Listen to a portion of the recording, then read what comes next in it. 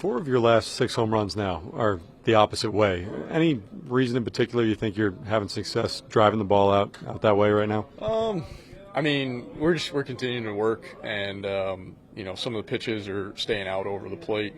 So, I mean, not really any particular reason, but for me, I think it's a good sign that I'm driving the ball well the other way.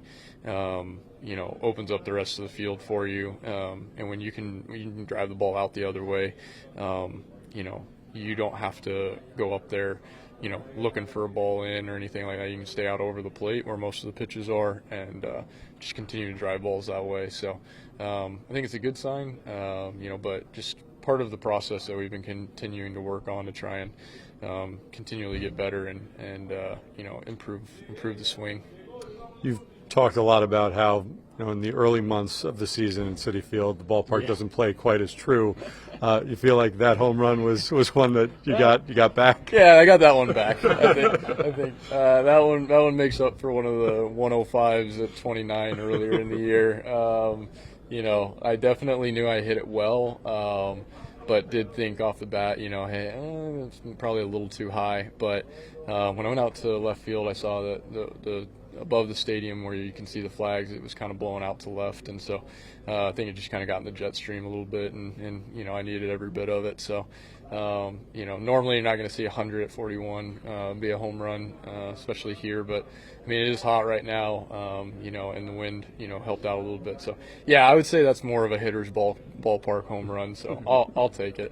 When you look at just the way the offense has been now for probably about a month to 6 weeks, how much has Francisco in the leadoff spot been a big part of it? I just think Francisco being Francisco is the bigger part of it, right? So if that means that he's Francisco at the leadoff spot, like the one that we know he can be, then that's great. But honestly, just the biggest turnaround is that he's playing like the all-star and MVP candidate that we all know and love. And, I think that whatever it was, if it was moving him to the leadoff spot, I don't care. I really don't. Just the production that we're getting from him right now is unbelievable. And like you said, it's not just for a little bit. It's been for 6-7 weeks now. So I'm just kind of under the impression that he has found his swing a bit, and if moving to the leadoff spot helped that, that's fantastic. But him just being him and the player that we know he can be has really jump-started this offense. You expressed a little disappointment over the weekend that you didn't make the All-Star team. Yeah. Given that you're sort of like top 4 or 5 in basically everything among outfielders, were you sitting there kind of expecting it on Sunday, or what? How did you go into it? Yeah, I mean, I thought I had a pretty dang good shot, so I was pretty surprised when I wasn't on there. Just statistically speaking, I'm usually pretty truthful with myself, and like you said, in a lot of the categories that matter, I'm up there in NL outfielders. So, definitely was surprised, when that didn't happen. What does it say about this team that your first 2 rallies came with nobody on and 2 out? Yeah, I mean, just resilient, just never give up, and just really proud of, Jeff and Bader. They did an amazing job at the bottom of the lineup today, really turning it over, and Bader had a huge game.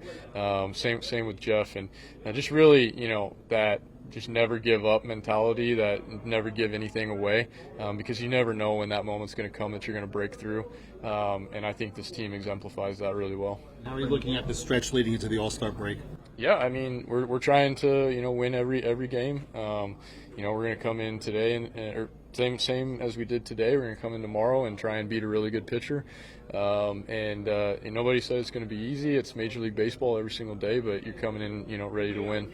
What was it like playing behind Katana today and watching him go to work? Yeah, he was unbelievable. And, facing guys second time around, it can be really tough when you do that, within 6-5 days or whatever. It was, back-to-back starts. So, just great job by him by making adjustments, continuing to keep him off balance, and then honestly just, locating. It shows you what locating can really do. It makes it hard to hit. So, unbelievable job by him. What does it say about this team's process and approach that you go from only having one hit against Irvin to less than a week later being able to pile up the hits again? Yeah, I just think, it speaks to the will to be adjustable. Steve and I always talk about being adaptable, and you either adapt or die. And I think this team embraces that and says, okay, that didn't work, so let's go try this out. And they're not afraid to do that, not afraid to go challenge a great pitcher. And I think they did an unbelievable job of that. And then obviously, also I think there was a lot tonight with Marc being remembered beforehand, that kind of gave guys something, hey, every day's precious, and some motivation. Marc, he spent a lot of time with us and was always a light to be around, and so I think gave a little extra motivation to be able to win tonight when we were honoring him.